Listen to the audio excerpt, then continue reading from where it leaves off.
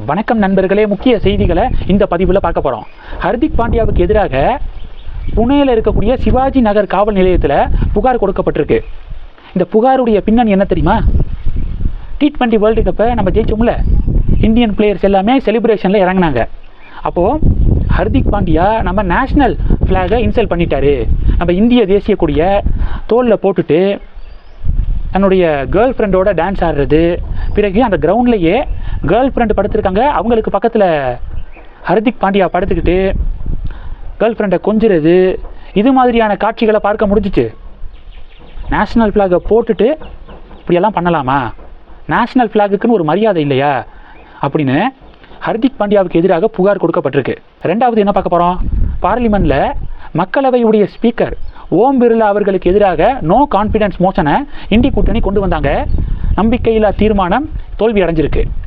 எதிர்கட்சிகளுடைய முயற்சி தோல்வி அடைஞ்சிருக்கு ஓட்டெடுப்பில். இது 2. மூணாவது என்ன பார்க்க போகிறோம்? இன்றைக்கி காலையில் ஒரு செய்தி ஒன்று வெளிவந்துச்சு. என்னென்னா, ஹார்மோஸ் ஸ்ட்ரைட் இருக்குது பார்த்தீங்களா, மிடில் ஈஸ்ட் கண்ட்ரீஸ்லேருந்து கல்ஃப் கண்ட்ரீஸ்லேருந்து பெட்ரோலியம் ப்ராடக்ட் எல்லாமே அந்த ஹார்மோஸ் ஸ்ட்ரைட் வழியாக தான் நம்ம இந்தியாவுக்கு வருது. இப்போது ஈரான் இஸ்ரேல் இடையேயான சண்டையில் ஹார்மோஸ் ஸ்ட்ரைட்டை ஈரான் க்ளோஸ் பண்ணி வச்சுருக்காங்க. நம்மளுடைய எக்ஸ்டர்னல் மினிஸ்டர் ஜெய்சங்கர் அவர்கள் ஈரானுடைய ஃபாரின் மினிஸ்டர் கூட தொடர்ந்து பேச்சுவார்த்தை நடத்தி அந்த பேச்சுவார்த்தையின் முடிவில் ரொம்ப பாசிட்டிவான நியூஸு நம்ம இந்தியாவுக்கு கிடச்சிருக்கு அப்படின்னு காலையிலேருந்து செய்திகள் வெளிவந்துட்டு இருக்கு. என்னென்னா, இந்திய கொடியோடு இருக்கக்கூடிய எண்ணெய் கப்பல்கள் இருக்குல்ல, இந்திய கப்பல்கள், அது மட்டும் ஹார்மோஸ் ஸ்ட்ரைட் வழியாக போகலாம், ஹார்மோஸ் ஸ்ட்ரைட்டை பயன்படுத்திக்கலாம் அப்படின்னு இப்போது ஈரான் ஓகே சொன்னதாக செய்திகளில் நியூஸை பார்க்குறோம். இந்தியாவுடைய டிப்ளமசிக்கு கிடைத்த வெற்றி அடுத்த ஒரு வெற்றி அப்படின்னு சொல்லிட்டு பாஜக காரங்களாம் கொண்டாடுறாங்க. எதிர்கட்சிகள் என்ன சொல்கிறாங்கன்னா, ஈரான் சோர்சஸ் பார்த்தீங்கன்னா இது உண்மை இல்லைன்னு சொல்கிறாங்களே, ஹார்மோஸ் ஸ்ட்ரைட்டு இப்போ வரைக்கும் க்ளோஸில் தான் இருக்குது, எந்த நாட்டுக்கும் அனுமதி கொடுக்கப்படலை அப்படின்னு சொல்கிறாங்களே அப்படின்னு எதிர்கட்சிகள் 2-3 பாயிண்ட்டை சொல்கிறாங்க. நம்ம இந்தியாவுடைய 2 கப்பல்கள் மார்ச் 1 சவுதி அரேபியாவில் ஏற்றப்பட்ட எண்ணெய்கள் மும்பைக்கு வந்திருக்கு. ஹார்மோஸ் ஸ்ட்ரைட் வழியாக தான் வந்திருக்கு. புஷ்பக், பரிமல் அப்படிங்கிற 2 கப்பல்கள். ஏன்னா செக் பண்ணி பாருங்கள் அப்படின்னு பாஜக பதிலடி கொடுக்குறாங்க. அடுத்து என்னென்னா, பிரதமர் மோடி அவர்கள் நேற்று திருச்சி வந்திருந்தார்ல, மக்கள்கிட்ட மிக முக்கியமான ஒரு இன்ஃபர்மேஷனை ஷேர் பண்ணியிருக்காரு. என்ன சொல்லியிருக்காருன்னா, மிடில் ஈஸ்ட் இஷ்யூ காரணமாக வேர்ல்டு எனர்ஜி சப்ளை செயின் வந்து பாதிக்கப்பட்டிருக்கு. ஆனால் பொதுமக்கள் பேனிக்காக வேண்டாம். பெட்ரோல் டீசலுடைய தட்டுப்பாடோ எல்பிஜி தட்டுப்பாடோ நமக்கு ஏற்பட வாய்ப்பு கிடையாது. அதற்கான ஃபுல் ப்ரிப்பரேஷனில் சென்ட்ரல் கவர்மெண்ட் இருக்குது அப்படின்னு இந்த மெசேஜை கன்வே பண்ணியிருக்காரு PM.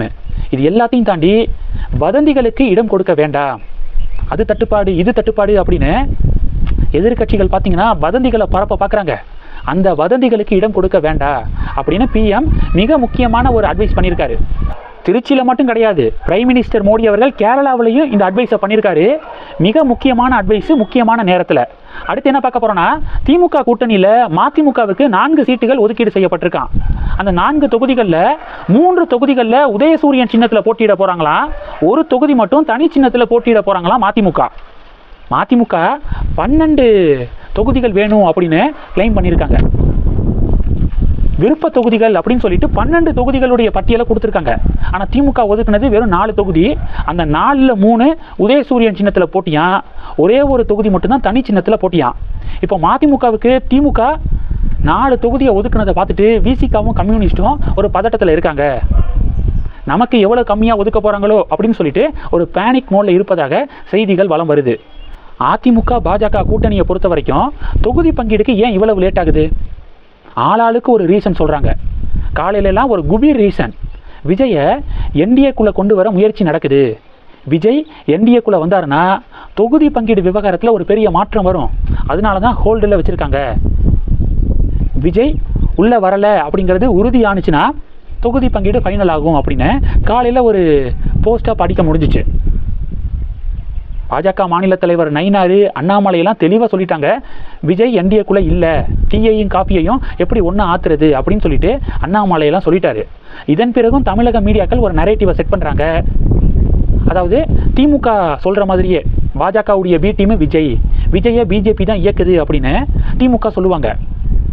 அப்படியே திமுகவுடைய ஸ்டேட்மெண்ட்டுக்கு ஹெல்ப் பண்ணுற மாதிரியே தமிழக மீடியாக்கள் இப்படி ஒரு உருட்டுறாங்க.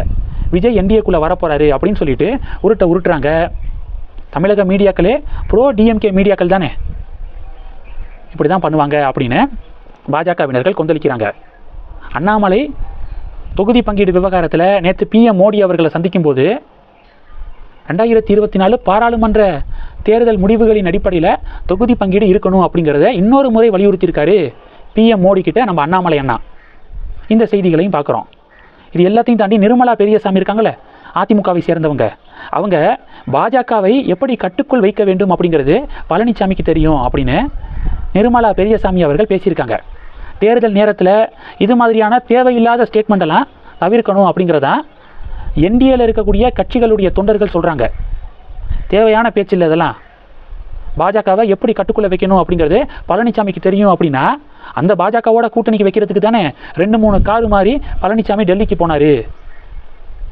பாஜகவுடைய ஓட் ஷேர் இருந்தால் தான் திமுகவை வீழ்த்த முடியும் அப்படின்னு தெரிஞ்சதுனால தானே 2026 பாஜகவை தேடி வந்தார்.